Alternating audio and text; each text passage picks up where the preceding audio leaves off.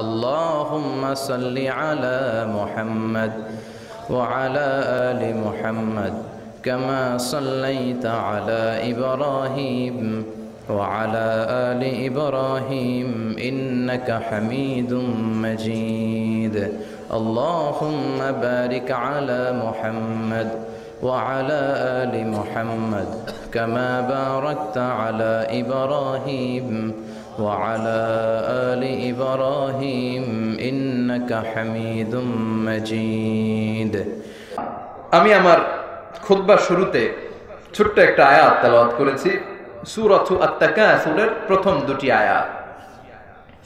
এই আয়াতের আলোকে আমি কিছু কথা আপনাদের সাথে শেয়ার করবার চেষ্টা করব যদি আল্লাহ তাআলা আমাদেরকে তৌফিক দেয়। আমরা সবাই পড়ি ইনশাআল্লাহ। সূরাতুত তাকাসুর আমাদের অনেকের মুখস্থ আছে না? বলেন তো এটা কোরআনের কোন জুজে অবস্থিত, মানে কোন পাড়ায় অবস্থিত? 30তম পাড়ায় অবস্থিত। এই সূরাটি কোরআনের ধারাক্রম অনুসারে 102 নাম্বার সূরা। কয় নাম্বার? এই সূরাটি মাক্কি সূরা। কি সূরা? সবাই বলে। I consider in my lecture the person sitting in front of me as a student of me. আমি যখন আলোচনা করি, সেমিনারে কথা বলি বা তাফসীর প্রোগ্রামে কথা বলি, যারা বসে আছে আমি সবাইকে ছাত্র মনে করি, আমি নিজেকে শিক্ষক মনে করি। আর কিছুক্ষণ আগে আমাদের সিফাত ভাই কথা বলছিলেন, আমি তখন বসেছিলাম, আমরা সবাই বসেছিলাম, আমরা তখন ছাত্র ছিলাম, সিফাত ভাই ছিল আমাদের শিক্ষক, ঠিক কিনা? আবার আমার পরে কেউ যদি বয়ান করে, উনি আমাদের সবার শিক্ষক, আমরা সবাই ওনার ছাত্র। কোরআনের ছাত্র হয়ে বাঁচতে পারলেও লাভ, মরতে পারলেও। আমরা যেন কোরআনের ছাত্র হয়ে মরতে পারি, আল্লাহ তৌফিক দাও। তার মানে I consider the program as a class. আমি ক্লাসের মতো কথা বলার চেষ্টা করি। তো ক্লাসে শিক্ষক যদি ছাত্রকে জিজ্ঞেস করে, উত্তর দেওয়ার দরকার আছে না নাই? একটু বজ্র কণ্ঠে উত্তর দেওয়া যাবে না? যাবে? এই সূরাটা মাক্কি সূরা, উত্তর দেন কি সূরা? মাশাআল্লাহ। শেষ পর্যন্ত এইভাবে উত্তর দিতে হবে যাতে শয়তান কোনো ফাঁক ফোকর খুঁজে ঢুকতে না পারে। ইনশাআল্লাহ পড়েন। কোরআনের ধারাক্রম অনুসারে এটা 102 নাম্বার সূরা। কয় নাম্বার? এই সূরায় 8টি আয়াত আছে। কয়টি? এই সূরাটি মাক্কি সূরা, খুব ছোট সাইজের সূরা। বিশ্বনবী একবার রাত্রিবেলা সাহাবাদেরকে জিজ্ঞেস করলেন, তোমাদের মধ্যে কে আছো প্রতি রাতে 1000 কোরআনের আয়াত পড়ে বিছানায় ঘুমোতে যেতে পারো? কেউ হাত তোলে না। বিশ্বনবী বললেন, ও প্রাণের সাহাবারা, কে আছো প্রতি রাতে 1000 আয়াত তেলাওয়াত করার পরে তারপরে বিছানায় ঘুমোতে যাবা? কে আছো? হাত তোলো। কেউ হাত তোলে না। ও মিয়া, 1000 আয়াত কি খামখেয়ালি কথা? সাধারণ কথা? অনেক সময় লেগে যাবে না? কেউ হাত তোলে না। এবার বিশ্বনবী ডেকে বললেন, তোমাদের মধ্যে কে কে আছো প্রতি রাতে সূরাতুত তাকাসুর তেলাওয়াত করে বিছানায় যেতে পারবা? হাত একটাও আর নিচে নাই, সব উঠে গেছে। সুবহানাল্লাহ পড়েন। বিশ্বনবী বললেন, প্রতি রাতে যে ব্যক্তি সূরাতুত তাকাসুর তেলাওয়াত করে বিছানায় ঘুমোতে যায়, আমলনামায় 1000 কোরআনের আয়াত তেলাওয়াতের সওয়াব দিয়ে দেয় কে? প্রতি রাতে সূরাতুত তাকাসুর তেলাওয়াত করতে রাজি আছেন তো? এই সূরার সেন্ট্রাল থিম হচ্ছে we have to go back to our Lord. কেন্দ্রীয় আলোচ্য বিষয় হচ্ছে আমরা থাকতে আসি নাই, চলে যাব। এই সূরার কেন্দ্রীয় আলোচ্য বিষয় কি? থাকতে আসি নাই। সবাই বলেন, থাকতে আসি নাই, চলে যাব। এটা হচ্ছে the central theme and the subject matter of this chapter. এই সূরার কেন্দ্রীয় আলোচ্য বিষয় হচ্ছে we have to go back to our lord. আমাদেরকে ফিরে যেতে হবে। এই যে মোহের মধ্যে পড়ে আছি, এটা সব সময় থাকবে না, একদিন আমাদেরকে চলে যেতে হবে, ঠিক কিনা? সাহাবাদের মধ্যে 2 দল কথা বলতে বলতে তর্ক বিতর্কে জড়িয়ে গেল। সাহাবাদের একদল বলে, আমাদের গোত্রে যত সম্মানিত ব্যক্তি আছে তোমাদের গোত্রে তত নাই। ওই দল বলে, আমাদের যতগুলা উট আছে তোমাদের তত উট নাই। আবার এই দল বলে, তাহলে আমাদের ছাগলের পাল যত বেশি আছে তোদের অত ছাগল নাই। ওই দলও কম যায় না। ওই দল বলে, আমাদের পূর্বপুরুষ যারা মারা গেছে তাদের মধ্যে থেকে যতগুলা নেতা ছিল তোদের পূর্বপুরুষে এত নেতা ছিল না। দুনিয়ার সম্পদ আর চাকচিক্যময় জিনিস নিয়ে সাহাবাদের মধ্যে তর্ক আর দ্বন্দ্ব শুরু হয়ে গেল। কে বড়? তোরা বড় নাকি আমরা বড়? আল্লাহর কাছে বিষয়টা পছন্দ হয় নাই, সাহাবীদের সাথে বিষয়টা মানায় না। সাহাবীদের শানের সাথে যায় না। এজন্য সাহাবীদেরকে শিক্ষা দেওয়ার মাধ্যমে গোটা বিশ্বের সবার চোখে আঙ্গুল দিয়ে আল্লাহ বুঝাতে চাইলেন, এই সম্পদের বড়াই করে, ক্ষমতার বড়াই করে কোনো লাভ নাই, কেউ থাকতে আসনাই চলে যেতে হবে, ঠিক কিনা? তখনই আল্লাহ আয়াতটা নাযিল করে দিলেন, আল্লাহকুমুত তাকাসুরু হাত্তা যুরতুমুল মাকাবির। দুনিয়ার লোভ লালসা, দুনিয়ার চাকচিক্য, দুনিয়ার প্রাচুর্য তোমাদেরকে গাফেল করে দিয়েছে। দুনিয়ার লোভ, টাকা পয়সা, ক্ষমতা, এগুলো তোমাদেরকে গাফেল করে দিয়েছে। এই গাফলতির সাগরে ডুবে তোমরা আখিরাতকে বেমালুম ভুলে গিয়েছো। এই গাফলতি তোমাদের কমবে না হাত্তা যুরতুমুল, যতক্ষণ না তোমরা কবরে যাওয়া। কার কথা? আল্লাহ বললেন এই দুনিয়াটা অত্যন্ত চমৎকার। দুনিয়াতে মানুষ আজীবন বেঁচে থাকতে চায়, কিন্তু আজীবনকে আমরা বেঁচে থাকতে পারবো নাকি? কবরের বাড়িতে আমাদেরকে যেতেই হবে, জোরে বলেন ঠিক কিনা? একদিন মাটির ভেতরে হবে ঘরে মন আমার, কেন বাঁধো দালান ঘরে মন আমার, কেন বাঁধো দালান ঘর। একদিন মাটির ভেতরে হবে ঘরে মন আমার, কেন বাঁধো দালান ঘরে মন আমার, কেন বাঁধো দালান ঘর। প্রাণ পাখি উড়ে যাবে পিঞ্জর ছেড়ে, ধরা ধামে সবই রবে তুমি যাবে চলে। বন্ধু বান্ধব যত, মাতা পিতা দ্বারা সুত, সবই হবে তোমার পরে মন আমার, কেন বাঁধো দালান ঘর। একদিন মাটির ভেতরে হবে ঘরে মন আমার, কেন বাঁধো দালান ঘর, ঠিক কিনা? কথামালাগুলো সুন্দর না? শিক্ষা আছে না অনেক? হেদায়েতের জন্য 2 লাইন খেয়াল করলে যথেষ্ট। চিল্লায় বলেন ঠিক কিনা? কবরের বাড়িতে আমাদেরকে যেতে হবে, বাঁচার কোনো উপায় নাই। কিন্তু পাগলের মতো আমরা কিসের লোভে যে পড়ে আছি আমরা নিজেরাই জানি না। পুরো পৃথিবীটা আসলে একটা ধোঁকা, এটা একটা মোহ। আমরা মোহাচ্ছন্ন হয়ে আছি। পৃথিবীটা একটা মরীচিকা। মরার পরে মনে হবে গোটা জীবনটা ছিল আমার একটা দুঃস্বপ্ন। নতুন এক জগতে আমরা প্রবেশ করব, ঠিক কিনা? এজন্য কবরে আমাদেরকে যেতেই হবে, মরতেই হবে। কুল্লু নাফসিন যায়িকাতুল মাউত, সব আত্মাকে মৃত্যুর স্বাদ নিতে হয়। কার কথা? মরতেই হবে, বাঁচার কোনো উপায় নাই। The most certain thing in our life is death, and the most uncertain thing in our life is the time of death. আমাদের জীবনের সবচেয়ে সুনিশ্চিত বিষয় হচ্ছে মৃত্যু, মরবই, এটা আমরা সবাই জানি। কিন্তু সবচেয়ে অনিশ্চিত বিষয় হচ্ছে the time of death, মরার সময়টা। কখন মরবো আমরা জানি না। ওমা তাদরি নাফসুন বিআইয়ি আরদিন তামুত, কখন যে মরবো আমরা কেউ জানি? আমরা যে মরবো এটা সবাই জানি না? কথা বলেন। কিন্তু কখন মরবো এটা জানি? মৃত্যু হচ্ছে মানুষের জীবনের সবচাইতে ভয়ঙ্করতম একটি অভিজ্ঞতা। এই অভিজ্ঞতা সবারই নিতে হবে। কিন্তু এই অভিজ্ঞতাটা নিতে আমার কেমন লেগেছে, এটার স্বাদ কেমন, কারোর সাথে শেয়ার করে যাওয়া যায়? কারো কাছ থেকে আমরা শুনিও নাই। এজন্য আল্লাহ বললেন পৃথিবীটা ধোঁকা, ধোঁকার সাগরে তোমরা বসবাস করেছো। টাকার পেছনে, মোহের পেছনে পাগলের মতো ছুটে বেড়াচ্ছ। এই মোহ তোমাদের কাটবে না যতক্ষণ না তোমরা কবরে ঢুকবা। আলহাকুমুত তাকাসুরু হাত্তা যুরতুমুল মাকাবির। দুনিয়ার গাফলতি, এই মনোভাব কোনোদিন তোমাদের কাটবে না যতক্ষণ না তোমরা কবরে ঢুকবা। কবরে ঢুকার আগ পর্যন্ত আমাদের এই মোহ কাটবে, আমাদের এই গাফলতি কাটবে।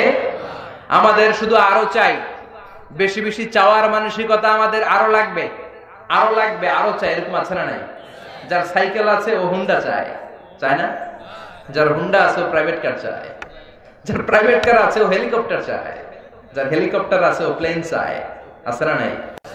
আবার যে মেম্বার হয়েছে চেয়ারম্যান হতে চায়, চায় না?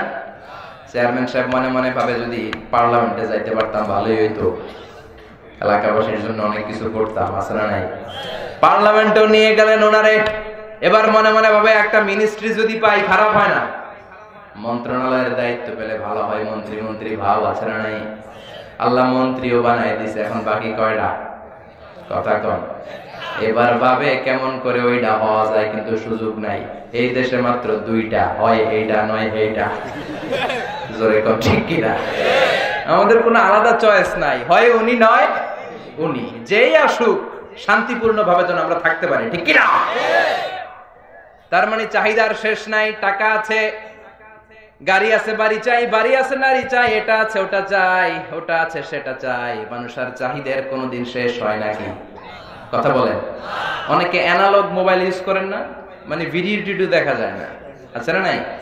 নরমাল নোকিয়ার সেট গুলো আছে না, ওর বড় আশা ওই যে সবাই যে টিপা টিপা ইউজ করে, একটা অ্যান্ড্রয়েড সেট যদি ইউজ করতে পারতাম, আমিও যদি টাচ মোবাইল ইউজ করতে পারতাম, আমি যদি ভিডিও করতে পারতাম। অ্যান্ড্রয়েড সেটের ব্যবস্থা আল্লাহ করে দিল। এবার কয় সবাই এক ধরনের মোবাইল ইউজ করে, পিছনে একটা আপেল দেখা যায়, আপেল আছে না নাই? একটা আপেল মার্কা যদি পাইতাম, আল্লাহ এটাও দিয়ে দিছে। এবার মনে মনে ভাবে যদি একটা আইপ্যাড পাইতাম, আইপ্যাডও আল্লাহ দিছে। এবার তো একটা ম্যাকবুক প্রো যদি পেতাম, চিনো চিনো ম্যাকবুক প্রো, অ্যাপল কোম্পানির সবচেয়ে দামি যে ল্যাপটপটা, ওটার নাম ম্যাকবুক প্রো। তার মানে মানুষের চাহিদার শেষ নাই, এটা আছে সেটা চায়, সেটা আছে ওটা চায়। এজন্য আল্লাহ বললেন তোদের চাহিদার শেষ হবে না হাত্তা যুরতুমুল মাকাবির, কবরে ঢোকা ছাড়া, ঠিক কি না? স্বভাবটাই আমাদের এমন, আরো লাগবে, আরো চাই, আরো খামু, দুনিয়াটা খামু, সব আমার, আমার পেট হইলো এর দূর, আমি সব খামু, এরকম টাকাই তা ছাড়া নাই। সব খেতে যায়, বলে গোটা দুনিয়াটা আমার, সবটা আমি খামু, সব আমার একা। আরো আরো চায়, বেশি বেশি চাওয়া হলো ফকিরের স্বভাব। যেমন জুমার নামাজ আজকে ছিল জুমার দিন, জুমার পরে দেখবেন যারা ফাকির, যেদিকে টাকা দেয় ওইদিকে হাত দেয়, আছে না নাই? এদিকে একজন দিতেছে, এদিকে খাবলা মারে, আবার ওদিকে একজন দিতেছে, ওদিকে আবার ওদিকে, আবার ওদিকে, আছে না নাই? লাগলেও খোঁজে, না লাগলেও কথা কম, কথা কম। এই স্বভাবটা কাদের? ফকিরদের। আমাদের মধ্যে এই স্বভাব আছে না নাই? এজন্য আমরা সবাই ফকির। ধনী একজন, তিনি কে? يا أيها الناس أنتم الفقراء إلى الله والله هو الغني الحميد। ও আমার গোলামেরা, তোরা হলি ফকির, ধনী একজন, তিনি কে? এজন্য আমাদের চাহিদার কোনো শেষ নাই, চাওয়া পাওয়ার কোনো শেষ নাই, শুধু আরো চাই, আরো চাই, আরো লাগবে, শুধু প্রতিযোগিতা। কি এক মোহের পেছনে যে আমরা ছুটছি, আরো লাগবে, আরো প্রতিযোগিতা, আনলিমিটেড ডিমান্ড, শেষ হয় না। এই মানসিকতা আমাদের মধ্যে আছে না নাই? আরো লাগবে, আরো। উনি কামায় 20,000, আমার কামাইতে হবে 30,000। ওনার ফ্ল্যাট 2টা, আমার লাগবে কয়টা? আমার লাগবে 4টা। কিন্তু উনি যে তাহাজ্জুদ পড়ে ওই চিন্তা নাই। উনি তাহাজ্জুদ গুজার, আমার আরো তাহাজ্জুদ বেশি বেশি পড়ে আল্লাহর প্রিয় ভাজন হওয়া দরকার, ওই চিন্তা নাই। জোরে কোন ঠিক কিনা? প্রতিযোগিতা, কম্পিটিশন, কেমন করে বড় টাওয়ার বানানো যায়। বিষ্ণু বলেছেন কিয়ামতের আগ দিয়ে একটা আলামত ঘটবে, ওয়ান তারাল হুফাতাল উরাতাল আলাতা রিয়া আশা'i ইয়াতাতাওয়ালুনা ফিল বুনিয়ান। Before the day of judgment, you will see people will start to compete to constructing high rises building in your cities. তোমাদের শহরে বড় বড় আকাশচুম্বী স্কাই স্ক্রিপার বিল্ডিং বানানোর প্রতিযোগিতা কিয়ামতের আগে শুরু হয়ে যাবে। শুরু হয়েছে না? কথা কম। আচ্ছা, নরসিংদীতে মুরব্বী যারা আছেন বলেন, আজ থেকে 20 বছর আগে নরসিংদী শহরে বড় বড় দালান ছিল, টাওয়ার ছিল? ঢাকা শহরে আজ থেকে 20 বছর আগে এখন যে অবস্থাটা, এরকম উঁচু উঁচু টাওয়ার ছিল? এজন্য বিষ্ণু বলেছেন ওয়ান তারাল হুফাতাল উরাতাল আলাতা রিয়া আশা'i ইয়াতাতাওয়ালুনা ফিল বুনিয়ান। তোমরা দেখবে এমন কিছু লোক সমাজে, ওদের কিচ্ছু ছিল না, পায়ে দেওয়ার মতো জুতা ছিল না, গায়ে দেওয়ার মতো জামা ছিল না, খাওয়ার মতো কোনো খাবার ছিল না, হু হু করে এরা ধনী হয়ে যাবে, আর সমাজের এদিকে ওদিকে বড় বড় টাওয়ার করার প্রতিযোগিতা শুরু করে দিবে। আছে না নাই? বিশাল টাওয়ারের মালিক। আরব বিশ্ব এই ক্ষেত্রে এক ধাপে গিয়ে খালি টাওয়ার বানায়। এবার হজে যাওয়ার সময় জেদ্দাতে দেখেছি পৃথিবীর সবচাইতে উঁচু টাওয়ার, কিংডম টাওয়ার, নাম শুনছেন? এটা গত 5 বছর ধরে এটার কনস্ট্রাকশন শুধু চলছে, আগামী বছর শেষ হবে। এটা উচ্চতায় প্রায় 1000 মিটার উঁচু। কত মিটার? হিসাব করে বলেন। 1000 মিটার মানে কত কিলোমিটার? হ্যাঁ, 1 কিলোমিটার। একটা বিল্ডিং যদি 1 কিলোমিটার উঁচু হয়, এটার সামনে যাই আমি তাকামু কেমনে? আমার টুপি পরে যাবে পিছনে। কথা কর। 170 তলা, 170 তলা। দুবাইতে একটা আছে বুর্জ আল খলিফা, 818 মিটার উঁচু, 163 তলা। যারা হজ উমরা করেছেন দেখেছেন, কাবা ঘরের পাশে বিশাল একটা 120 তলা, কি নাম? জামজাম টাওয়ার বলে স্থানীয় লোকেরা। আসলে এটার নাম হচ্ছে দি মক্কা রয়্যাল ক্লক টাওয়ার। 120 তলা, বিশাল ঘড়ি আছে। 20 কিলোমিটার দূর থেকে ওই ঘড়ির টাইম দেখা যায়। মক্কার লোকের আগে আমরা এখন ঘড়ি পরি না, আমরা 30 কিলো দূরের থেকে ওদিকে তাকাই দেখি কয়টা বাজে। সুবহানাল্লাহ কইবেন না? আল্লাহু আকবার। 120 তলা উঁচু এই পুরো বিল্ডিংটা ওয়াকফ ইবনুল আব্দুল আজিজ, এটা ওয়াকফ করে দেয়া হয়েছে, এন্ডোমেন্ট ফান্ড ফর দ্য মসজিদুল হারাম। এই 120 তলা টাওয়ারের শপিং মলগুলো থেকে যে ভাড়া আসে, হোটেলগুলো থেকে যে ভাড়া আসে, সব টাকাগুলো মসজিদুল হারামের জন্য ওয়াকফ করে দেয়া। 120 তলা উঁচু। চীনে একটা আছে সাংহাই টাওয়ার, তাইওয়ানে একটা আছে দি টাইপেডাং 101, 101 তলা। আমি যেখানে বছরের বেশিরভাগ সময় থাকি, মালয়েশিয়ার কুয়ালালামপুর, ওইখানে একটা আছে টুইন, যমজ ভাইয়ের মতো। এটার নাম হচ্ছে KLCC। ইন্টারন্যাশনালি এটা রেকগনাইজড হচ্ছে পেট্রোনাস টুইন টাওয়ার নামে। 88 তলা। এটার আবার 41st and 42nd ফ্লোরে একটা ব্রিজ আছে। এই টাওয়ার থেকে ওই টাওয়ারে যাওয়া যায়। ও মিয়া, কিয়ামতের আগে ইদা জুলজিলাতিল আরদু জিলজালাহা বলে আল্লাহ যে একটা ভাইব্রেশন দিবেন, একটা ভূকম্পন দিবেন, ওই ভূমিকম্পে একটা টাওয়ারও কি টিকবে? চিল্লায় বলেন টিকবে? এজন্য আল্লাহ বলেন, গোলাম এই টাওয়ার বানিয়ে লাভ নাই, সম্পদের প্রাচুর্যতা করে লাভ নাই, এই সম্পদের মায়া তোর কোনোদিন থামবে না। হাত্তা যুরতুমুল মাকাবির, যতদিন না তুই কবরে যাবি। কার কথা? কার কথা? আপনি আরব ধনকুবেরদের দিকে তাকান, কি পরিমাণে টাকার মালিক এরা। প্রিন্স ওয়ালিদ বিন তালালের নাম শুনেছেন? সৌদির এই বাদশার আগের বাদশা আব্দুল্লাহর ভাগিনা, কিংডম হোল্ডিং কোম্পানির মালিক। ওর একটা প্রাইভেট জেট বিমান আছে, নিজের কিনা বিমান, সরকারি না। ওই বিমানের 70% মেড অফ গোল্ড, 70% স্বর্ণ দিয়ে বানানো বিমানটা। আল্লাহু আকবার। কত টাকার মালিক যে সে নিজেও জানে না। সৌদির রাজধানী রিয়াদের সবচেয়ে বড় টাওয়ারের মালিক সে। গত 2 বছর আগে আমার প্রোগ্রাম ছিল ব্রুনাই, বান্দার সেরি বেগাওয়ানে। ওখানে পৃথিবীর সবচাইতে বড় প্যালেস, রাজপ্রাসাদ অবস্থিত। প্রায় 2000 কক্ষ আছে সেখানে।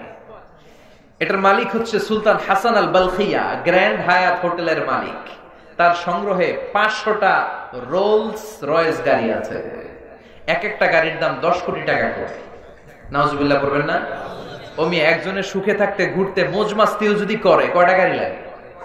কথা কোন? একটা, দুইটা, ফ্যামিলির সবাই মিলে 4টা 5টা, ওর আছে কয়টা? 500টা রোলস রয়েস।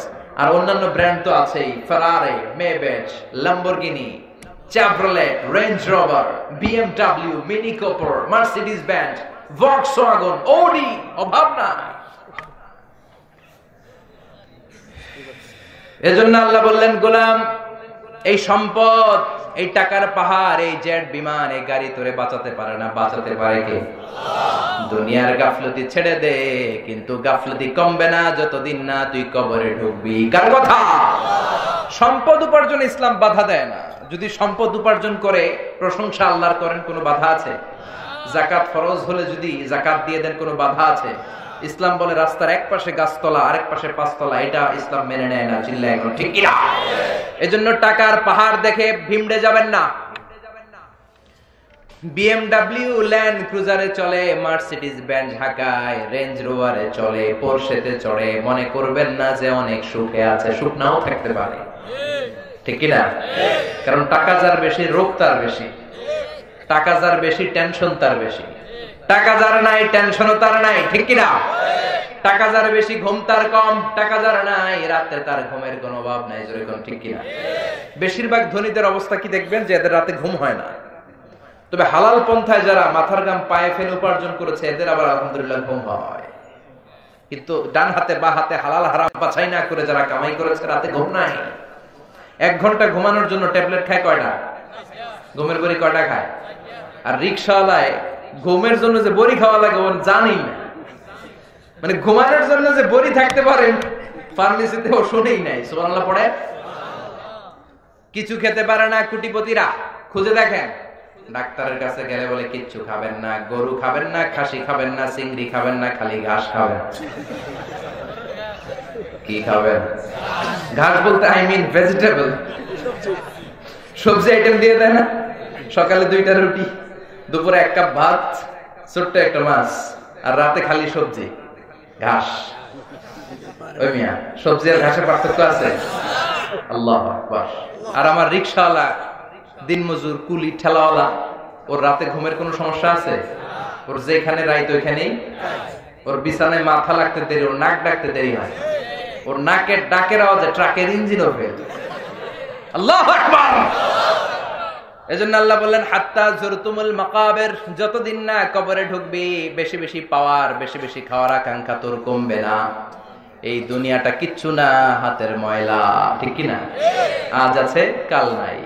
মাসালু হাযিহি দুনিয়া, এই দুনিয়ার দৃষ্টান্ত হচ্ছে 3টা লাশ আর 4টা স্বর্ণের টুকরার মতো। লাশ কয়টা? স্বর্ণের টুকরা কয়টা?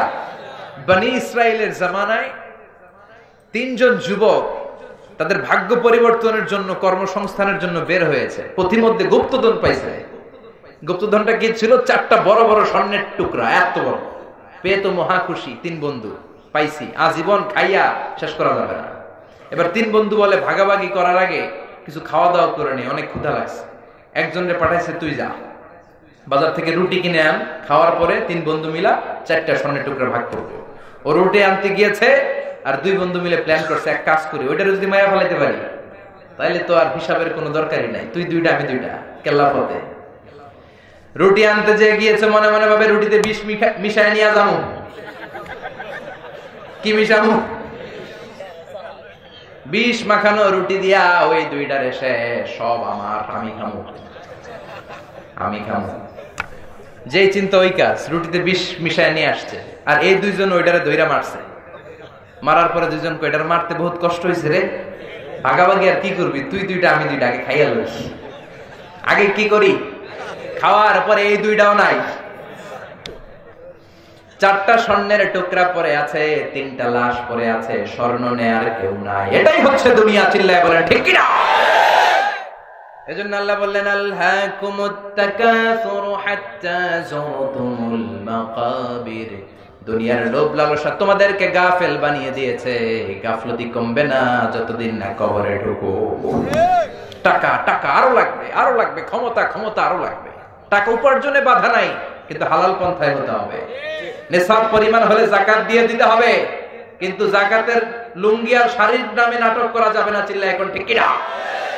যাকাতের লুঙ্গি দেয় না, যাকাতের শাড়িও তো দেয়। এটা কি যাকাত দেওয়ার কোনো পলিসি? এটা যাকাত দেওয়ার কোনো পদ্ধতি? যাকাত এমন ভাবে দিতে হবে যাকে আপনি দিবেন, you are the payer and he is the receiver.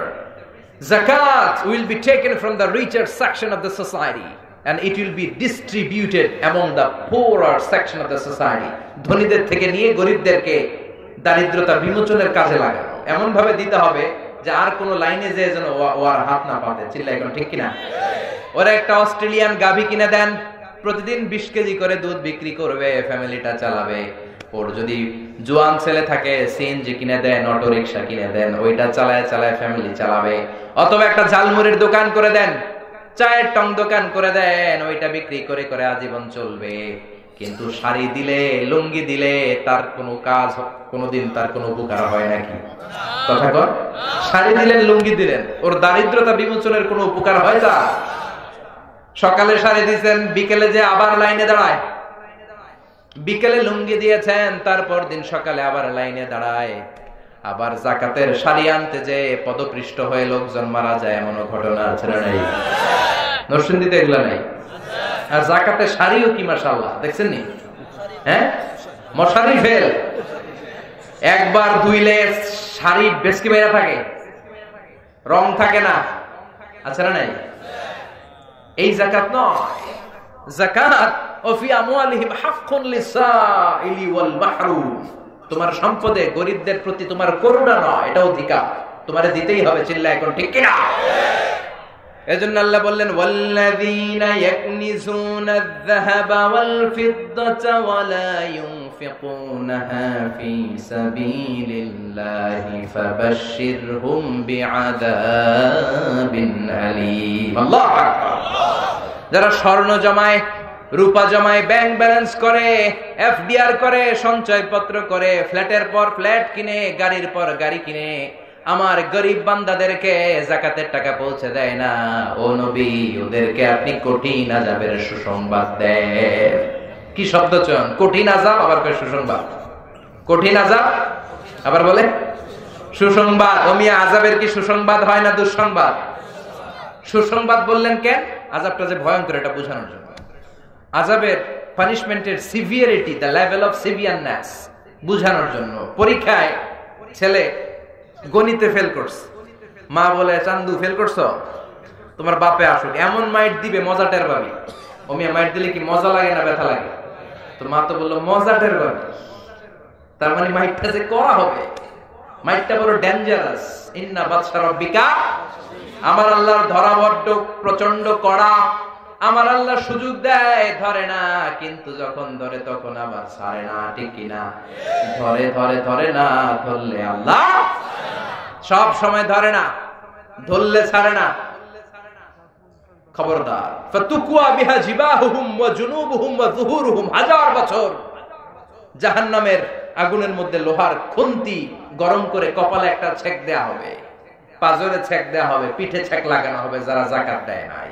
এজন্য যারা যাকাত আদায় করেন না, নরসিংদীর বিজনেস ম্যাগনেট ভাইরা খবরদার, কারুনের জীবনী থেকে শিক্ষা নেন। কারুন ছিল অনেক ধনী। মুসা আলাইহিস সালামের চাচাতো ভাই সাইয়েদনা মুসা বললেন যাকাত দাও, গরিবদেরকে যাকাতের টাকা বুঝিয়ে দাও। যাকাত দেয়া হচ্ছে আল্লাহর আইন। সে বলে আল্লাহর আইন আমি মানি না। সাইয়েদনা মুসা বলে আল্লাহ তোমাকে এই সম্পদ দিয়েছে। কারণ বলে আল্লাহ আবার কে? ইন্নামা উতিতুহু আলা ইলমিন ইনদি, আমার মেধা খাটিয়ে, আমার বুদ্ধি খাটিয়ে, আমার ইন্টেলেক্ট খাটিয়ে আমি কামাই করেছি, 1 টাকাও দেব না। মুসা বলে যাকাত দে। কারণ কয় দেব না। সাইয়েদনা মুসা বললেন তাহলে আল্লাহর আযাব তোরে পাকড়াও করবে। কারণ বললে পারলে আযাব নিয়ে আয়। রব্বুল আলামিন আযাব পাঠালেন, ফাখাসাফনা বিহি ওয়া বিদারিহিল আরদ। কারণ সহ কারণের সব সম্পত্তি আল্লাহ জামিনে দাবিয়ে দিলেন। আমি তো মিশরে পড়াশোনা করেছি, আমি নিজে ওই জায়গাটা দেখে এসেছি, কারণের বাড়ি। মিশরের রাজধানী কায়রো থেকে 100 কিলো দূরে একটা জেলা আছে ফাইয়ুম, মুহাফাজাতু ফাইয়ুম। ওখানে বহাইরা কারুন আছে, যে জায়গায় আল্লাহ তাআলা এই বেয়াদব পৃথিবীর কুখ্যাত সন্ত্রাসী কারুনের সব সম্পদ কারুন সহ আল্লাহ জামিনে দাবিয়ে দিয়েছে। ওই জায়গায় একটা হ্রদ হয়ে গিয়েছে। কিন্তু আজও গোটা বিশ্বের মানুষের শিক্ষার জন্য একটা তার প্রাসাদের ভগ্নাংশ, সামান্য একটা অংশ গোটা বিশ্বের মানুষের ইতিহাসের জন্য, শিক্ষার জন্য আল্লাহ সামান্য কিয়দাংশ রেখে দিয়েছে। সুবহানাল্লাহ। আল্লাহর আযাব যখন আসলো, পুরো ফাইয়ুম এলাকা কেঁপে উঠলো। কারণ দেখে তার পা জমিনের ভিতরে ঢুকতে শুরু করেছে, তার সম্পদগুলো, সিন্ধুকগুলো জামিনে যেতে শুরু করেছে। হাঁটু পর্যন্ত ডেবে যাওয়ার পরে কারণ মনে মনে ভাবে কিচ্ছু হবে না, বেঁচে যাবো, আমার গায়ে জোর কম নাই। কোমর পর্যন্ত দেবে যায়, মনে মনে ভাবে কিচ্ছু হবে না আমার। গলা পর্যন্ত দেবে যায়। এবার কয় মুসা আমার বাসা, সব তুই নে, খালি বাসা, সব তোর। এবার কি কয়? আগে কয় সব আমার, এতদিন কি কইছে? সব সব আমি খাবো। এখন কয় সব তোর, খালি বাসা। আল্লাহ বললেন কিয়ামত পর্যন্ত 1 বিঘত করে তোর দেহটা, তোর সব সমুদয় সম্পদ জামিনের ভেতর প্রতিদিন 1 বিঘত করে যেতেই থাকবে, যেতেই থাকবে। আমি নিজে ওই জায়গাটা দেখে এসেছি। এজন্য খবরদার সম্পদওয়ালা ভাইরা, যাকাত এটা গরিবদের প্রতি কোনো দয়া নয়, এটাকে ফরজ করেছে কে? চিল্লায় বলেন কে? এই সম্পদের যাকাত যদি না দেন, কিয়ামতের দিন এই যাকাতগুলো, বিশাল টাকাগুলো বিশাল সাপ হয়ে পা থেকে পেঁচাতে পেঁচাতে কোমর, কোমর থেকে পেঁচাতে পেঁচাতে গলা পর্যন্ত বিশাল ছবল দিয়ে বলবে আনা মালিক আনা কানজুক, আমি তোর সম্পদ, আমি তোর ব্যাংক ব্যালেন্স, আমি তোর এফডিআর, আমি তোর সঞ্চয়পত্র, আমারে খা। খাবেন? খাবেন না? খাবেন না? এক এক ছবলে পুরো দেহটা নীলাভ হয়ে 70 গজ জামিনের ভেতরে সে ঢুকে যাবে। পড়েন নাউযুবিল্লাহ। এজন্য আল্লাহ বললেন আলহাকুমুত তাকাসুরু হাত্তা যুরতুমুল মাকাবির। দুনিয়াতে বেশি বেশি খাওয়া, বেশি বেশি চাওয়া, বেশি বেশি লোভের আকাঙ্ক্ষার গাফলতি তোমাদেরকে পাগল বানিয়ে দিয়েছে। তোমাদের এই পাগলামি, তোমাদের এই মোহ, তোমাদের এই গাফলতি কোনোদিন কমবে না কবরে যাওয়া ছাড়া। কোথায় যাওয়া ছাড়া? কবরে যাওয়া ছাড়া আমাদের এই গাফলতি কোনোদিন কমবে। বিষ্ণু বললেন লাউ আন্না লিকুল্লি ইবনে আদম ওয়াদিয়ান মিন যাহাব। খেয়াল করে শুনেন, বনি আদমের সবাইকে যদি একটা করে স্বর্ণের পাহাড় দিয়ে দেয়া হয়, আহাব্বা ইয়াকুনা লাহু ওয়াদিয়ান, সে চাইবে কেমন করে আরেকটা স্বর্ণের পাহাড়ের মালিক হওয়া যায়। আমাদের প্রত্যেককে যদি আল্লাহ একটা করে স্বর্ণের পাহাড়ের মালিক বানায় দেয়, কিসের পাহাড়? সবাই বলতে হবে কিসের পাহাড়? আচ্ছা, একটা স্বর্ণের পাহাড়ের মালিক যদি আমি হই, আমি কেন আমার 14 পুরুষ এটা বেচা খেয়ে শেষ করতে পারবো? কথা কর। তো আমার আরেকটা লাগবো কেন? স্বভাব। এটা কি? প্রত্যেককে একটা করে যদি স্বর্ণের পাহাড় রব্বুল আলামিন দিয়ে দেয়, সবাই চাইবে আরেকটা পাহাড় কেমনে পাওয়া যায়। বিষ্ণু বললেন ওয়ালাইয়ামলা আফাহু ইল্লা তুরাব। মানুষের এই খাই খাই স্বভাব, মানুষের এই চাই চাই স্বভাব কোনোদিন কমবে না যতদিন না কবরের মাটি মুখের ভেতরে ঢুকে। ঠিক কি না? ঠিক কি না? ঠিক কি না? কবরের মাটি মুখের ভিতরে ঢোকার আগ পর্যন্ত এই খাই খাই স্বভাব মানুষের কমবে। এজন্য কবরে আমাদেরকে যেতেই হবে, কবরের প্রস্তুতি নিতেই হবে। কবর থেকে বাঁচা যাবে, মৃত্যু থেকে পালানো যাবে। পৃথিবীতে যত নবীরা এসেছেন সবাই ইন্তেকাল করেছেন, এমন কোন মানুষ নাই যে মরবে না। কার কথা? কার কথা? কুল্লু মান আলাইহা ফানি ওয়া ইয়াবকা ওয়াজহু রাব্বিকা যুল জালালি ওয়াল ইকরাম ফাবিআইয়ি আলাই রাব্বিকুমা তুকাযযিবান। এই মহাবিশ্বে যা দেখা যায় সব ফানা হয়ে যাবে, সব মরে যাবে। একজন ছাড়া চিল্লায় বলেন তিনি কে? শাশ্বত চিরঞ্জীব, সদা জাগ্রত, সদা সজাগ। উনার লয় নাই, ক্ষয় নাই, উনি মরবেন না। সবাই মরে যাবে, সব মরে যাব। আল্লাহ মালাকুল মাউত কে বলবেন, মালাকুল মাউত আখবিরনি মাইয়াবকা, বলতো আর কে কে বাকি আছে। মালাকুল মাউত বলবে, আল্লাহ আপনার অর্ডারে পৃথিবীর সব মানুষগুলারে সাইজ করে ফেলছি, একটাও নাই, কেউ নাই। শুধু জিনেরা বাকি আর ফেরেশতারা বাকি। আল্লাহ বলবে সব জিনগুলারও সাইজ কর। সব জিনগুলো শেষ হয়ে যাবে। আল্লাহ বলবেন মালাকুল মাউত সব প্রাণীগুলোকে মারতে যে যতটা কষ্ট দিয়েছিস সবগুলো কষ্ট একসাথে করে ইবলিস রে সাইজ কর। ইবলিসও সাইজ হয়ে যাবে। এবার আল্লাহ বলবে আখবিরনি মাইয়াবকা, ও মালাকুল মাউত আর কে বেঁচে আছে বল। মালাকুল মাউত বলবে কোনো পাখি নাই, কোনো প্রাণী নাই, কোনো মৎস্যকুল নাই, কোনো মানুষ নাই, কোনো মানব নাই, কোনো দানব নাই, খালি ফেরেশতারা আছে। আল্লাহ বলবেন এবার ফেরেশতাদের সাইজ কর। সব ফেরেশতা মরে শেষ, 4 জন ছাড়া। কয়জন? কথা বলেন। আল্লাহ বলবেন আর কে কে বাকি আছে বল। মালাকুল মাউত বলবে শুধু 4 জন, জিব্রাইল, ইসরাফিল, মিকাইল আর আমি আপনার হুকুমের গোলাম আজরাইল। আল্লাহ বলবেন ইসরাফিলের রূহ কবজ কর, জিব্রাইলের রূহ কবজ কর, মিকাইলের রূহ কবজ কর। সব শেষ।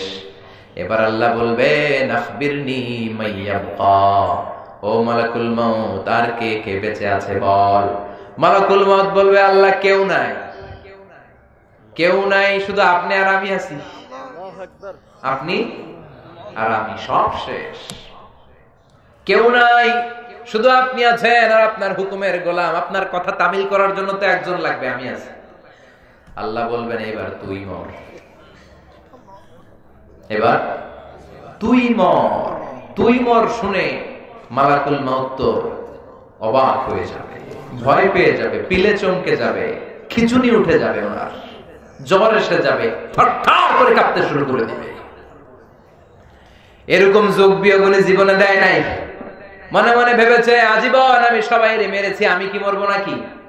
আল্লাহ বলবেন কোন কথা নাই, খিচুনি দিয়ে লাভ নাই, কান্নাকাটি করে লাভ নাই, কারণ কুল্লু নাফসিন যায়িকাতুল মাউত। এই পৃথিবীতে যত আত্মা এসেছে সবগুলাকে মৃত্যুর স্বাদ নিতে হবে। ঠিক কি না?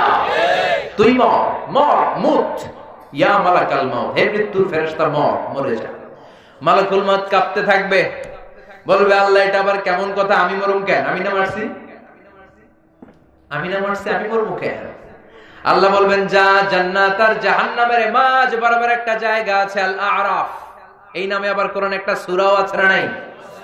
আরাফের মাঝ বরাবর যে দাঁড়া, মালাকুল মউত কাঁপতে কাঁপতে কাঁপতে কাঁপতে আরাফের মাঝখানে যে দাঁড়াবে, আল্লাহ চিৎকার দিয়ে বলবেন এবার তুই মর, মত মত ইয়া মালাকাল মউত, মরে যা। মরে যা বলার সাথে সাথে মালাকুল মউত, যিনি লক্ষ লক্ষ মানুষকে মেরেছে, দানবকে মেরেছে, ফেরেশতাদেরকে মেরেছে, বিশাল একটা চিৎকার দিয়ে সেও মরে যাবে। আল্লাহু আকবার। বিশ্বনবী ফরমান, মালাকুল মউতের সেদিনের চিৎকারটা এত ভয়ঙ্কর হবে, সেদিনের আওয়াজটা এত গগন বিদারী হবে, পৃথিবীতে তখন মানুষগুলো যদি বেঁচে থাকতো, কিয়ামতের জন্য ইসরাফিলের আলাদা করে সিংহায় ফুৎকার দেওয়ার দরকার আর হতো না। মালাকুল মউতের মরণের কষ্টের ওই চিৎকারটা শুনে দুনিয়ার সব মানুষ কানের পর্দা ফেটে তখনই লাশ হয়ে পড়ে যেত। এত ভয়ঙ্কর হবে সেদিনকার চিৎকার। এবার ডানে কেউ নাই, বায়ে কেউ নাই, সামনে কেউ নাই, পেছনে কেউ নাই, উপরে কেউ নাই, নিচেও কেউ নাই, একজন ছাড়া, তিনি কে? আল্লাহ এবার চিৎকার দিয়ে বলবেন, ইয়া আরদু আইনা আশজারুকে, ও পৃথিবী তোর গাছগুলো কোথায়? বিশাল বট গাছ না ছিল যেগুলোর আশেপাশের লোকজন শিরকি কাজ করতো, আজকে কোথায়? ইয়া আরদু আইনা আনহারুকে, ও পৃথিবী আজকে তোর বড় বড় নদীগুলো কোথায়? মিসিসিপি, মিসৌরি কই? গঙ্গা নদ কই? ৬৬৯৫ কিলোমিটার লম্বা নীল নদ আজকে কোথায়? আজকে বড় বড় পাহাড়গুলো কোথায়? বড় বড় গাছগুলো কোথায়? আইনাল মুলুক, অত্যাচারী শাসকগুলো কোথায়? আইনাল জাবাবেরা, আইনাল মুলুক, অত্যাচারী বেয়াদব কুখ্যাত সন্ত্রাসগুলো কোথায়? যারা আমার ক্ষমতা বলে পৃথিবীতে ফাসাদ করতো, আজকে তারা কোথায়? কেউ আছে? চিল্লায় বলেন আছে? রব্বুল আলামিন চিৎকার দিয়ে বলবেন, লিমানিল মুলকুল ইয়াউমা লিল্লাহিল ওয়াহিদিল কাহ্হার। লিমানিল মুলকুল ইয়াউম, who belongs the kingdom today? আজকে ক্ষমতা কার? চিৎকার করে বলবেন, আসতে বলবেন না, আজকে ক্ষমতা কার? আল্লাহ নিজেই বলবেন, লিল্লাহিল ওয়াহিদিল কাহ্হার। ক্ষমতা কারো নয়, কেউ বেঁচে নাই, কেউ আর ক্ষমতার দাবিদার নাই, কেউ আর মহাবিশ্বে নাই, একজন ছাড়া, তিনি কে? এজন্য আল্লাহ বললেন, কুল্লু মান আলাইহা ফানি ওয়া ইয়াবকা ওয়াজহু রাব্বিকা যুল জালালি ওয়াল ইকরাম ফাবিআইয়ি আলাই রাব্বিকুমা তুকাযযিবান। আল্লাহু আকবার। কেউ থাকবে না, সবাইকে যেতে হবে। বিশ্বাস হয় তো? বুঝতেছেন? হৃদয়ঙ্গম করতেছেন তো? মেসেজ হিসেবে নিচ্ছেন তো? এজন্য প্রতিদিন আমাদেরকে ভাবতে হবে, হাত্তা যুরতুমুল মাকাবির, কবরে না যাওয়ার আগ পর্যন্ত আমাদের মোহ থামবে না। বিশ্বনবী বলেন, আমি জানতে পেরেছি কবরের ভেতরে তোমাদেরকে সওয়াল করা হবে। এজন্য বিশ্বনবী আল্লাহর কাছে বলতেন, আল্লাহুম্মা ইন্না নাউযু বিকা মিন আযাবিল কবর। ও আল্লাহ, কবরের আযাব থেকে আপনি আমাদের বাঁচান। পড়েন আমিন। আর জোরে পড়েন আমিন। মুমিনদেরকে 4টা প্রশ্ন, কাফিরদেরকে 3টা প্রশ্ন কবরের ভেতর আছে না নেই? কথা বলেন।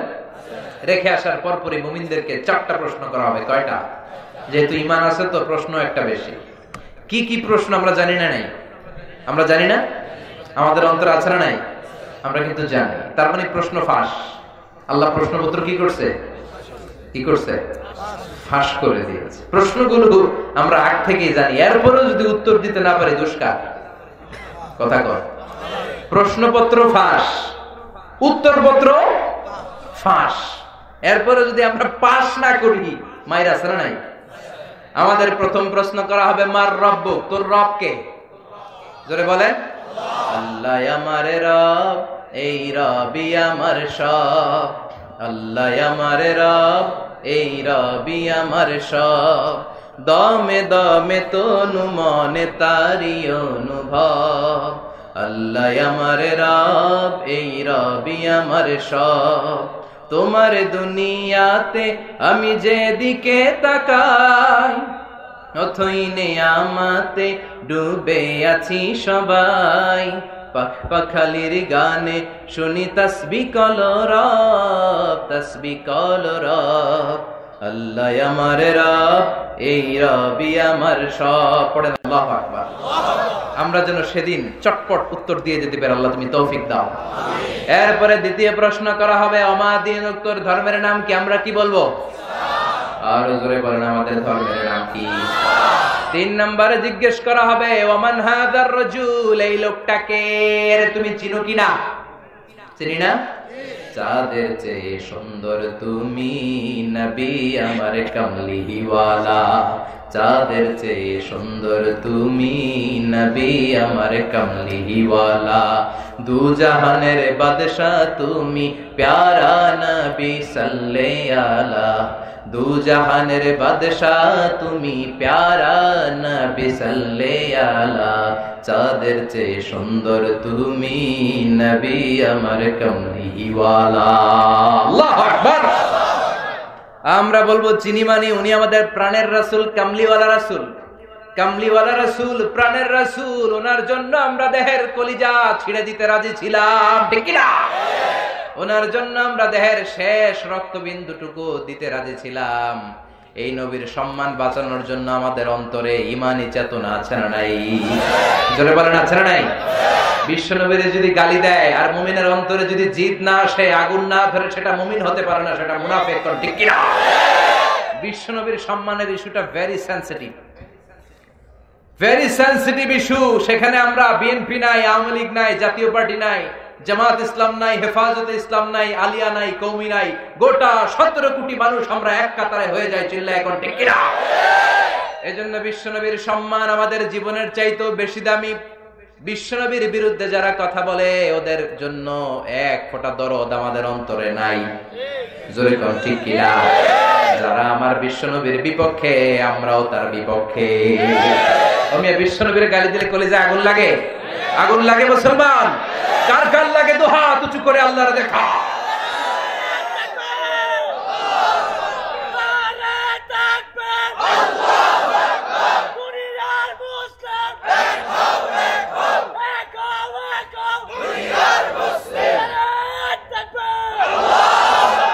বিশ্বনবীর পক্ষে আমাদের স্লোগানগুলোকে আল্লাহ তাআলা তুমি কবুল করো, আমাদের নাজাতের ওসিলা বানাও।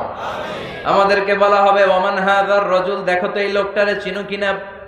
আমরা বলবো চিনি মানি, উনি তো আমাদের প্রাণের রাসূল, যেই নবীর জন্য আমরা স্লোগান দিয়েছি, ওনার সম্মান বাঁচানোর জন্য আমরা ময়দানে নেমেছি।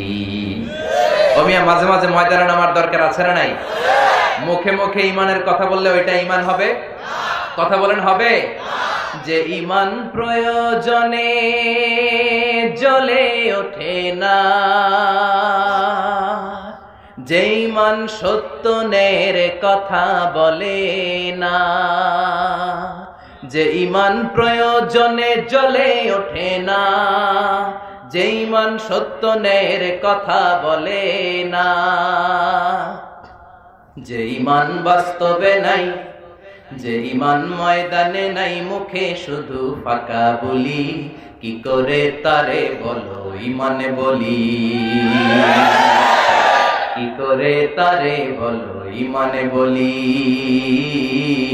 কি করে তারে বলো ঈমানে বলি। চিল্লায়ে বলেন, ঠিক কি না? যে ঈমান দিন কায়েমের আন্দোলনের ধার ধারে না, যে ঈমান লেবাসধারী কোরআন হাদিস তাও পড়ে না, যে ঈমান খাজার নামে মাজার গড়ে ফুলুস কামায়, আছে না নাই? খাজার নামে মাজার করে ফুলুস কামায়, আছে না নাই? যে ঈমান খাজার নামে মাজার গড়ে ফুলুস কামায়, যে ঈমান শিরকিয়াতের আমল করে ভীত না হয়, যে ঈমান অন্তরে নাই, যে ঈমান বাস্তবে নাই, মুখে ফুটায় কথার কলি, কি করে তারে বলো ঈমানে বলি, কি করে তারে বলো ঈমানে বলি, কি করে তারে বলো ঈমানে বলি। চিল্লায় বলেন, ঠিক কি না? এজন্য বিশ্বনবীর গালি দিলে, মুমিন যদি ঘরে বসে থাকে, তার কলম যদি না চলে, তার মুষ্টিবদ্ধ হাত দিয়ে স্লোগান যদি না চলে, প্রতিরোধের দুর্বার আন্দোলন যদি না চলে, ওইটা মুমিন নয়, ওইটা বোবা শয়তান মুনাফিক। আমাদেরকে বলা হবে ওমান হাযার রাজুল, 3 নাম্বার প্রশ্ন, এই লোকটাকে চিনো কিনা? আমরা বলবো চিনি, মানি এটা তো আমাদের প্রাণের রাসূল, ঠিক কিনা?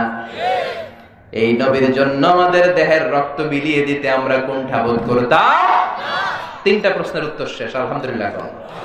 এবার এডিশনাল প্রশ্ন, বাঘের বাচ্চার মতো উত্তর দেয়া হয়েছে। রবকে? আল্লাহ। দিন কি? এই লোককে বিশ্বনবী মুহাম্মদ রাসূলুল্লাহ সাল্লাল্লাহু।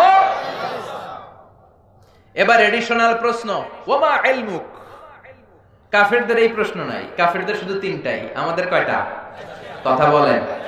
আমাদেরকে বলা হবে ওমা ইলমুক, what is the source of your knowledge? তুমি যে 3টার উত্তর করতে পারলা, তথ্য সূত্র কি? কইতে শিখছো নাকি কাফনের কাপড়ে নকল করে নিয়ে আসছো? কোত্থেকে জানলা? পাল্লা কেমনে? আপনাকে বলতে হবে আল্লাহর কোরআন পড়ে পড়ে আমরা শিখেছি, কোন ঠিক কিনা? আপনাকে বলতে হবে বিশ্বনবীর হাদিস ঘেটে আমরা জেনেছি, কোরআন পড়ে বিশ্বনবীর সুন্নাহ পড়ে আমরা শিখেছি। আপনারে বলতে হবে। আপনি যখন এটার উত্তর দিয়ে দিতে পারলেন, ফেরেশতারা বলবে আহলান ওয়া সাহলান, খুব সাবধান, কংগ্রেচুলেশন, চমৎকার পেরেছো তুমি বেটা, চমৎকার পেরেছো। ওয়া ইফসাহু লাহু কবরুহু 70 যিরাআন, কবরটা 40 হাত লম্বা করে দেয়া হবে। ওয়া ইফতাহু লাহু বাবুন ইলাল জান্নাহ, জান্নাতের দিকে কবরের সাথে একটা দরজা করে দেয়া হবে, জান্নাতের হিমেল বাতাস কবরে ঢুকে ধাক্কা মারবে। ওয়া ইউলবাসু মিন লিবাসি আহলিল জান্নাহ, জান্নাতীদের ড্রেস পরিয়ে দেয়া হবে। আর বলা হবে নাম কানাউমিল আরুস, বাসর রাতে বর যেমনি কোনেকে নিয়ে শান্তির ঘুম দেয়, তুমিও ঘুমাও। ইসরাফিলের সিংহা, সে গ্রিন সিগন্যালের অপেক্ষা করো, তার ঘুমটা এত মধুর হবে, ইসরাফিলের সিংহার ফুৎকারের আগে তার এই ঘুম ভাঙবে না। কোন সুবহানাল্লাহ। আম্মাল কাফির ওয়াল মুনাফিক ওয়া আহলুশ শিমাল, এবার বামপন্থীদের পালা। ওদেরকেও জিজ্ঞেস করা হবে, মুনকার নাকির আসবে, আসওয়াদা নাজরাকান, কালো গাত্র বর্ণের, নীলাভ চোখ, নীল চোখ, কালো চামড়া। দুইজন ফেরেশতা এসে বলবে বসো, বস। প্রথম প্রশ্ন, মার রব্বুক, তোর রব কে? কয় জানি না। কি বলে? রব আমি জানি না, আমি খালি নেতা খেতাদের পেছনে ছুটেছি, মাও সেতুংয়ের রাজনীতি করেছি, কার্ল মার্কসের রাজনীতি করেছি, ইসলাম বিদ্বেষীদের সাথে চলেছি, ইসলামের পক্ষের কোন শক্তি আমি ছিলাম না। এরকম আসলে নাই। রব কারে বলে, রব দিয়ে কি করে আমি কিচ্ছু জানি না। এবার ফেরেশতারা বলবে ওমা দীনুক, তোর ধর্মের নাম কি?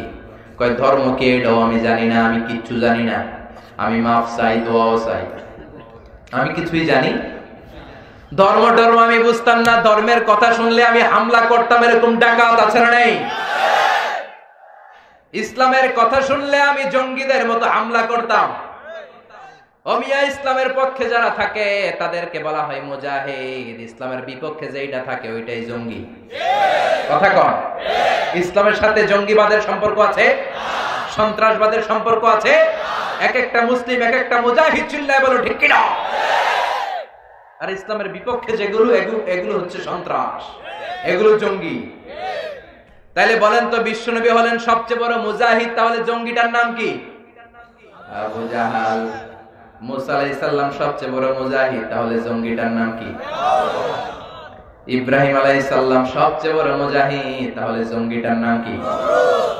আবার কিছুদিন আগে নিরাপদ সড়কের নামে আমার দেশের জামাল ছেলেরা আন্দোলন করেছে, এগুলো হলো মুজাহিদ। ওদের উপর যারা আক্রমণ করেছে ওরা হলো জঙ্গি।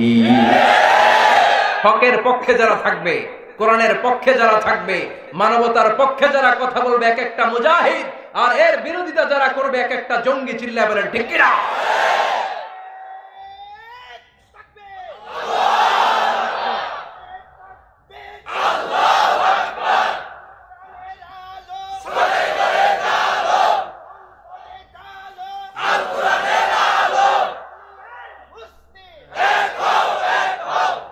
দ্বিতীয় প্রশ্ন করা হবে ওমাদিন, তোর ধর্মের নাম কি? কয় জানি না, ধর্ম দেখলে আমি হিংস্র জানোয়ারের মতো ঝাঁপিয়ে পড়তাম। ফেরেশতা কয় দাঁড়া, আর একটা বাকি, এরপরে আঙ্গুর খেলা শুরু। তিন নম্বরে প্রশ্ন, ওমান হাদার রাজুল, এই লোকটাকে চিনো কিনা বলো। এই লোকটারে চেনা যায়নি, কই চিনি না, তবে এই লোকটার বিরুদ্ধে আমি ব্লগে লিখতাম। আছে না নাই? এই লোকটার বিরুদ্ধে আমি স্লোগান দিতাম, এই লোকটার সুন্নাহর বিরুদ্ধে আমি জনসমর্থন করতাম। ফেরেশতারা বলবে, লা দারাইতা ওয়ালা তালাইতা, কিছু পারলি না কুলাঙ্গার, ডাকাত। ফায়ুতরাকু ফায়ুদরাবু বিমাতারিক মিন হাদিদ, লোহার বড় একটা হ্যামার থাকবে, একটা হ্যামারের বাড়িতে মাথাটা চূর্ণ বিচূর্ণ করে দেয়া হবে। ও চিৎকার শুরু করবে, ওর চিৎকারের আওয়াজে পুরো কবরস্থান থারথার করে সেদিন কাঁপবে। জিন আর মানুষ ছাড়া সবাই দেখে, আমরা দেখি না। এজন্য মাঝে মাঝে কবরস্থানে গরু বেঁধে রাখলে রশি ছিঁড়া গরু দেয় দৌড়। কথা কোন ঠিক কিনা? হাতুড়ি দিয়ে পিটানো শুরু হবে। ইকালু লিল আরদি, জমিনকে বলা হবে ইলতামি, চাপ দে। ফাতাখতালিফু আদলাউহু, ডান পাশের পাজর বাম দিকে চলে যাবে, বাম দিকের পাজর ডান দিকে চলে যাবে। ওর চিৎকারে পুরো কবরস্থান আবার থারথার করে কাঁপবে। কিয়ামত আসার আগ পর্যন্ত ওই দিকে ওই মুমিন বান্দা ইসরাফিলের সিংহার আগ পর্যন্ত আনন্দের ঘুম দিবে। আর বেয়াদব মুনাফিক ইসলাম বিরোধী নাস্তিক ইসরাফিলের সিংহার আগ পর্যন্ত এরকম পানিশমেন্ট আর শাস্তি খেতে থাকবে। চিল্লায় এখন ঠিক কিনা? এজন্য বিশ্বনবী বলতেন, আল্লাহুম্মা ইন্না নাউযু বিকা মিন আযাবিল কবর, ও আল্লাহ কবরের আযাব থেকে আপনি আমাদের বাঁচান। এজন্য আল্লাহ বললেন, আলহাকুমুত তাকাসুরু হাত্তা যুরতুমুল মাকাবির, তোমাদের দুনিয়ার গাফলতি কমবে না যতক্ষণ না তোমরা কবরের বাড়িতে না ঢুকো। ঠিক কি না? কবরে ঢুকার আগ পর্যন্ত আমাদের টনক নড়বে। কথা কন। এজন্য কবর জিয়ারতের দরকার আছে না নাই? কবর জিয়ারত করা সুন্নাহ। নাহাইতুকুম আন জিয়ারাতিল কুবুর আলআনা ফাজুরুহা ফাইন্নাহা তুযাক্কিরুল আখিরা। বিশ্বনবী বলেন, আমি একসময় কবর জিয়ারত করতে নিষেধ করতাম, কিন্তু এখন অর্ডার করছি কবর জিয়ারত করো। কেননা কবর জিয়ারত করলে আখিরাতের কথা স্মরণ হয়। ঠিক কি না?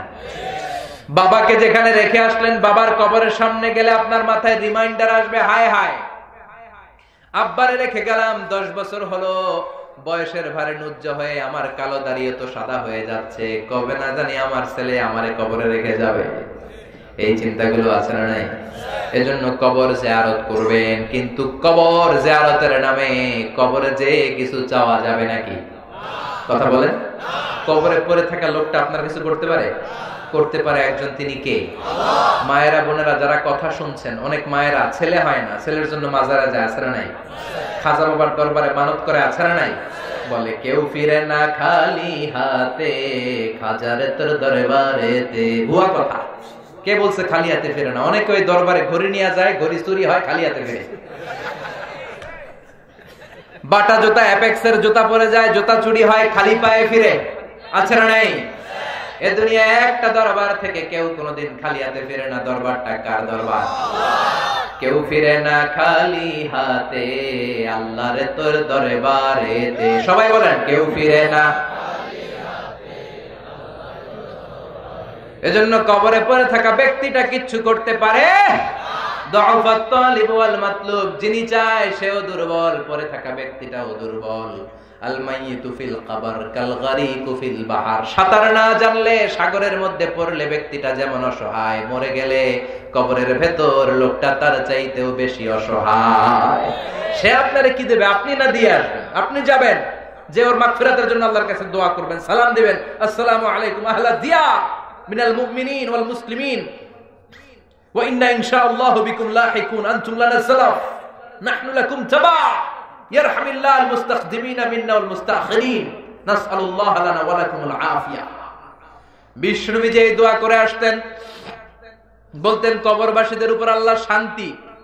আপনারা আগে গিয়েছেন, আমরা পরে আসব।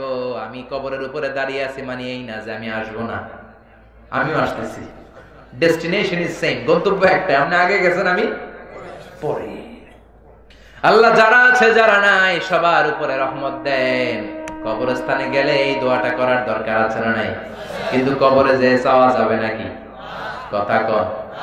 এখন কবর ব্যবসা বাংলাদেশে আছে না নাই? নামাজ নাই, রোজা নাই, মাথার মধ্যে জট পাকায়, লাল শালু গায়ে দেয়, আর নাম দিছে মারে ফত। নাম কি? আসলে ওদের জন্য লাগবে মায়ের পথ। জোরে কোন ঠিক কিনা? কিন্তু দিল বান্দা কালমা চোর, না পায় শ্মশান না পায় ঘোর, দিন থাকিতে আয়রে পথে ছাইড়া দে ভণ্ডামি, ভণ্ডামি ভণ্ডামি ভণ্ডামি, ছাইড়া দে ভণ্ডামি। নামাজ কালাম পড়ে না, ইবলিশ শয়তানের নানা। আছে না নাই? নামাজ নাই, রোজা নাই, মাজারের খাদেম। গোসল করে না নাকি সারা বছর? আমি দেখি নাই, শুনেছি সারা বছর নাকি কোন পীর গোসল করে না, বছরে একবার করে, আবার ওই গোসলের পানি মুরিদরা সব খায় ফেলে। বরকত, এটা কি বরকত না গজব? নামাজ কালাম করে না, ইবলিশ শয়তানের নানা, ধর্মের একখান খুঁটি ধইরা কয়দিন করবা হয়রানি, ভণ্ডামি ভণ্ডামি ভণ্ডামি, ছাইড়া দে ভণ্ডামি। ঠিক না? এখনো সময় আছে, ভণ্ডামি ছেড়ে দে, মাজার পূজা ছেড়ে দে, কবর পূজা ছেড়ে দে, মসজিদে ঢুকে সেজদা দে, কবুল করে নিবে কে? আল্লাহ। বিষ্ণু বলতেন, ইদা সাআলতা ফাসআলিল্লাহ ওয়া ইদা ইসতাআনতা ফাসতাইন বিল্লাহ। চাইতে মনে চায়, আল্লাহর কাছে চাও, সাহায্যের দরকার চাইবা কার কাছে? আপনি বিদেশে যেতে চান, পাসপোর্ট দিয়ে রেখেছেন, ভিসা লাগে না, ব্যবস্থা করে দিবে কে? আপনি অসুস্থ, সুস্থ করবে কে? কেউ যেটা দেখে না দেখে কে? কেউ যেটা শোনে না শোনে কে? এজন্য চাইবেন কার কাছে? রাজি আছেন? রাজি আছেন? এজন্য আল্লাহ বললেন, আল্লাহকুমুত তাকাসুরু হাত্তা যুরতুমুল মাকাবির, কাল্লা সাউফা তা'লামুন সুম্মা কাল্লা সাউফা তা'লামুন। কাল্লা মানে নেভার। তুমি যে রং নিয়ে আসো, এই রং আজীবন থাকবে না। কাল্লা, নেভার। তুমি যেটা ভাবছো ক্ষমতা তোরে বাঁচাবে, ক্ষমতা তোর কিচ্ছু করতে পারবে না। চিল্লায় এখন ঠিক কিনা?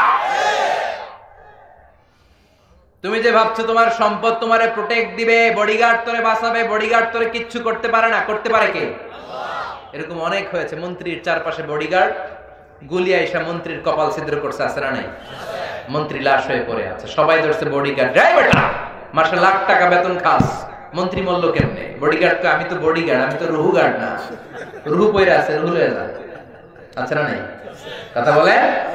এজন্য আল্লাহ বললেন, কাল্লা, কখনো না, কখনো নয়, এই দিন না, আরো দিন আছে। কাল্লা, খবরদার, যেটা ভাবছো এটা না, হিসাব অনেক আছে। সাউফা তা'লামুন, সময় হলে টের পাবি। সুবহানাল্লাহ কহ। কাল্লা লাউ তা'লামুনা ইলমাল ইয়াকিন, কখনোই নয় যেমন তোমরা ভাবছো তেমন নয়। যখন তোমরা নিশ্চিত জ্ঞান অর্জন করতে পারবা, যেদিন তোমরা চলে যাবা ওই দিন অর্জন করতে পারবা ইলমুল ইয়াকিন, মানে যেটা আপনি সুনিশ্চিতভাবে জানেন। আপনি জানেন যে কবরে যেতে হয়, এটা ইলমুল ইয়াকিন। আবার একজনকে দেখলেন কবর দেয়া হচ্ছে, এটা আইনুল ইয়াকিন। একবার নিজে মরে যখন কবরে ঢুকবেন, ওইটারে বলে হাক্কুল ইয়াকিন। চিল্লায় এখন ঠিক কিনা? সব টের পাবে একদিন, সব টের পাবে। লা তারাউন্নাল জাহিম, সেদিন দাউ দাউ করে জাহান্নামের আগুন জ্বলতে দেখবা। জাহান্নামের আগুন কি দুনিয়ার আগুনের মতো? কথা বলেন। আল্লাহ বলেন, যারা দুনিয়া দুনিয়া করে, দুনিয়াকে প্রাধান্য দেয়, কিয়ামতের কঠিন দিন ওগুলারে আমি জাহিমের ভেতরে ঢুকাবো। ফাআম্মা মান তাগা ওয়া আসারাল হায়াতাদ দুনিয়া ফাইন্নাল জাহিমা হিয়াল মাওয়া। যারা দুনিয়া দুনিয়া করে, আব্দুদ দুনিয়া, দুনিয়ার গোলাম, দুনিয়া নিয়ে ব্যস্ত, আখিরাতকে বেমালুম ভুলে যায়, এগুলারে আমি জাহিম নামক দোজখে ঢুকাবো। আর জেনে রেখো, দুজকের আগুন দুনিয়ার আগুনের মতো না। দুজকের আগুন হলো আল্লাহর আগুন। দুজকের আগুন কার আগুন? দুজকের আগুন রে আল্লাহ নাম দিয়েছে নারুল্লাহ। কি না? নারুল্লাহিল মুকাদা আল্লাতী তাত্তালিউ আলাল আফইদা। দুনিয়ার আগুন আঙ্গুলে লাগলে আঙ্গুল জ্বলে যায়, পায়ের মধ্যে লাগলে পা জ্বলে যায়, পিঠে লাগলে পিঠ জ্বলে যায়। আর জাহান্নামের আগুন দেহের যেই জায়গায় লাগুক না, আগে কলিজাটা পুরে ছাই হয়ে যাবে। আল্লাতী তাত্তালিউ আলাল আফইদা নারুকুম তুকিদুন জুজ মিন 70 জুজ মিন নারি জাহান্নাম। যে গ্যাসের চুলার আগুন দিয়ে রান্না করেন, ওইটা কি জাহান্নামের আগুন? জাহান্নামের আগুনের 70 ভাগের 1 ভাগ। চিল্লায় বলেন আল্লাহু আকবার। এজন্য আল্লাহ বললেন, লা তারাউন্নাল জাহিম সুম্মা লাতারাবুন্নাহা আইনাল ইয়াকিন, সেদিন নিজ চোখে সব দেখবি আর টের পাবি। সুম্মা লাতুসআলুন্না ইয়াউমাইযিন আনিন নাঈম, আর সেদিন আমি আল্লাহ দুনিয়াতে তোরে যত নেয়ামত দিয়েছি পাই টু পাই সব হিসাব নিয়ে ছাড়বো। নেয়ামতের হিসাব নিবে কে? আল্লাহ। আপনি কি মনে করছেন এমনি ছেড়ে দিবে? কথা বলেন, কথা কন। প্রত্যেকটা নেয়ামতের ব্যাপারে জিজ্ঞেস করবে কে? আল্লাহ। 5টা নেয়ামতের প্রশ্নের উত্তর দেওয়া ছাড়া কিয়ামতের দিন পা নাড়ানো যাবে? আন হায়াতিহি ফিমা আফনা, জীবনটা কোন কাজে লাগিয়েছো? ওয়ান শাবাবিহি ফিমা আবলা, জীবনের মধ্যে যে যৌবন দিয়েছিলাম কোন কাজে লাগিয়েছো? ও আমার যুবক ভাইরা, তোমাদের এই সময়টা ইবাদতের সময়। কিয়ামতের কঠিন ময়দানে 7 শ্রেণীর ব্যক্তিকে রব্বুল আলামিন আরশের নিচে ছায়া দিবেন। এর মধ্যে এক শ্রেণীর হলো শাবুন নাশা ফি ইবাদাতিল্লাহ, এমন যুবক যারা আল্লাহর ইবাদতে চোখের পানি ছাড়ে, এমন যুবক যারা হিন্দি সিনেমা দেখে না, পর্নোগ্রাফি দেখে না, ইন্ডিয়ান নায়িকাদের কোমর দুলানো ডান্স তারা দেখে না, তাদের অন্তরে ভয় কার? আর জোরে কার? যাদের হৃদয়ে আছে আল্লাহর ভয়, তারা কবু পথ ভুলে যায় না। আল্লাহর প্রেম ছাড়া এই দুনিয়ায় কারো কাছে কোনো কিছু চায় না। রাতের আধারে যারা সেজদাতে রয়, দু চোখের স্রোতে নদী যেন বয়। রাতের আধারে যারা সেজদাতে রয়, দু চোখের স্রোতে নদী যেন বয়। ছলনার হাতছানি যতই ডাকুক, ছলনার হাতছানি যতই ডাকুক, পেছনে ফিরেও সে তাকায় না। যাদের হৃদয়ে আছে আল্লাহর ভয়, তারা কবু পথ ভুলে যায় না। আল্লাহর প্রেম ছাড়া এই দুনিয়ায় কারো কাছে কোনো কিছু চায় না। ঠিক কি না? এজন্য যুবক ভাইরা, তোমাদের হৃদয়ে থাকবে আল্লাহর ভয়। রাত্রিবেলা জায়নামাজে কান্নার ঝড় তুলতে হবে, তাহলে কিয়ামতের দিন আরশের নিচে তোমাদেরকে ছায়া দিবে কে? এজন্য আল্লাহর নিয়ামতের শুকরিয়ার দরকার আছে না নাই? কবরের ভয় অন্তরে থাকার দরকার আছে না নাই? আর সব সময় আমরা প্রশংসা করব কার? আল্লাহ।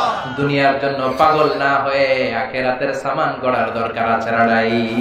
এজন্য এই সূরার কেন্দ্রীয় সাবজেক্ট ম্যাটার হচ্ছে, সেন্ট্রাল থিম হচ্ছে we have to go back to our Lord. এই দুনিয়া থাকার জায়গা না, আমাদের সবাইকে একদিন চলে যেতে হবে, ঠিক কিনা? এই চিন্তাটা যদি আমাদের মাথায় থাকে, ওই লোক পাপ করতে পারে না, দুর্নীতি করতে পারে না, টেন্ডারবাজি করতে পারে না, চাঁদাবাজি করতে পারে না, খাদ্যে ভেজাল দিতে পারে না, ওজনে কম দিতে পারে না, মাছে ফরমালিন দিতে পারে না, মেয়েদের ওন্না ধরে টান দিতে পারে না, ইফটিজিং করতে পারে না, দুর্নীতি করতে পারে না, ভোট চুরি করতে পারে না। চিল্লায় বলেন ঠিক কিনা? কারণ তার অন্তরে থাকে কার ভয়? আরো জোরে বলেন কার ভয়? আল্লাহর জন্য আল্লাহর ভয় আমাদের অন্তরে রেখে কবর পর্যন্ত পৌঁছার তৌফিক দেয়। আমরা পড়ি আমিন। আপনারা 2-4 জন উঠতেছেন কেন? এই যে এদিকে ডান দিকে উঠলেন কেন আপনারা? বসেন বসেন। বিশৃঙ্খলা, আই নেভার টলারেট এনি, কোন ধরনের ফাসাদ বিশৃঙ্খলা আমি পছন্দ করি না। বসেন। আপনাদের যদি কষ্ট হয় হাত তুলে বললেই হতো যে হুজুর অনেক রাত হয়েছে, আমি শেষ করে দিতাম আরো আগে। আল্লাহ আমাদের সবাইকে কথাগুলো বুঝার ও আমল করার তৌফিক দান করুক। আমরা পড়ি আমিন। যতগুলো কথা বলেছি কোরআন সুন্নাহর আলোকে বলেছি, বানিয়ে কিছু বলি না। তারপরেও আমার মনের অজান্তে কোনো মিস ইনফরমেশন যদি আমার মুখ ফসকে বেরিয়ে যায়, সেগুলো যেন আল্লাহ তাআলা আপনাদের স্মৃতিপট থেকে মুছে দেয়। আমরা পড়ি আমিন। সত্য, সুন্দর, কল্যাণকর, হকের পক্ষে যা বলেছি তার সবটুকুন আল্লাহ তাআলা প্রথমে আমাকে আমলের তৌফিক দান করুক, আপনাদেরকে আমলের তৌফিক দান করুক। আমরা পড়ি আমিন। আজার ব্যথা বেদনার পরে ফিরে আসনি তুমি আপন ঘরে, দিনের আলো তুমি ছড়িয়ে দিতে চলে গেলে মদিনায় মক্কা ছেড়ে। হে রাসূল তোমাকে ভুলি আমি কেমন করে, হে রাসূল তোমাকে ভুলি আমি কেমন করে। হাজার ব্যথা বেদনার পরে ফিরে আসনি তুমি আপন ঘরে, দিনের আলো তুমি ছড়িয়ে দিতে, চলে গেলে মদিনায় মক্কা ছেড়ে। হে রাসূল তোমাকে ভুলি আমি কেমন করে, হে রাসূল তোমাকে ভুলি আমি কেমন করে।